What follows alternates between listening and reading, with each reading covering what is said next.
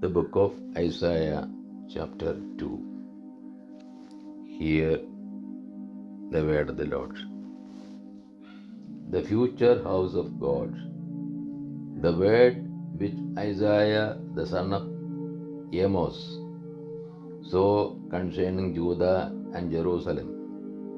It shall come to pass in the latter days that the mountain of the house of the Lord shall be established as the highest of the mountains, and shall be raised above the hills, and all the nations shall flow to it.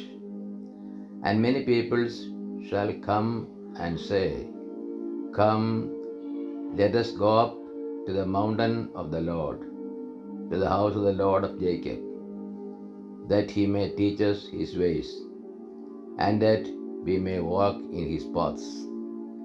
For out of Zion shall go forth the law and the word of the Lord from Jerusalem. He shall judge between the nations, and shall decide for many peoples.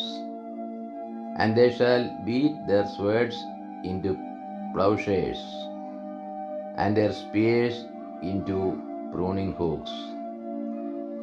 Nation shall not lift up sword against nation, neither shall they learn war any more. Judgment pronounced on arrogance. O house of Jacob, come, let us walk in the light of the Lord.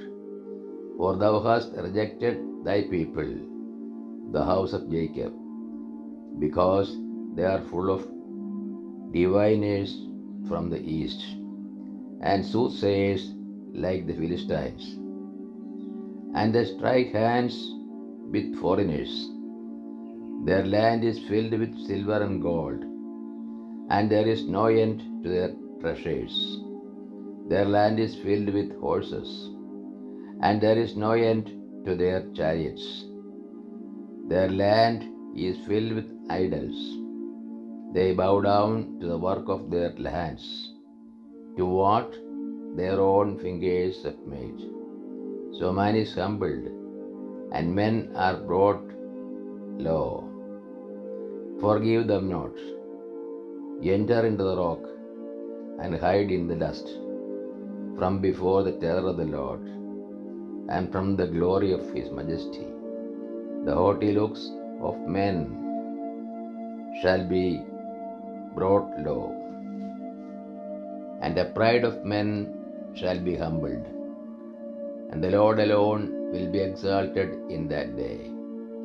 For the Lord of hosts has a day against all that is proud and lofty, against all that is lifted up and high, against all the cedars of Lebanon, lofty and lifted up, and against all the oaks of Bashan, against all the high mountains, and against all the lofty hills, against every high tower, and against every fortified wall, against all the ships of Tarshish, and against all the beautiful craft. And the haughtiness of man shall be humbled, and the pride of men shall be brought low, and the Lord alone will be exalted in that day. And the idols shall utterly pass away, and men shall enter the caves of the rocks, and the holes of the ground, from before the terror of the Lord, and from the glory of his majesty, when he rises to terrify the earth. In that day men will cast forth their idols of silver and their idols of gold, which they made for themselves to worship, to the molds and to the buds, to enter the caverns of the rocks and the clefts of the cliffs, from before the terror of the Lord, and from the glory of his majesty, when he rises to terrify the earth. Turn away from man in whose nostrils is breath.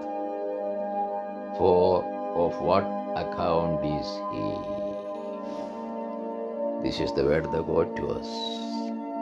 O Lord, open our hearts that we put in practice that which you have revealed to us.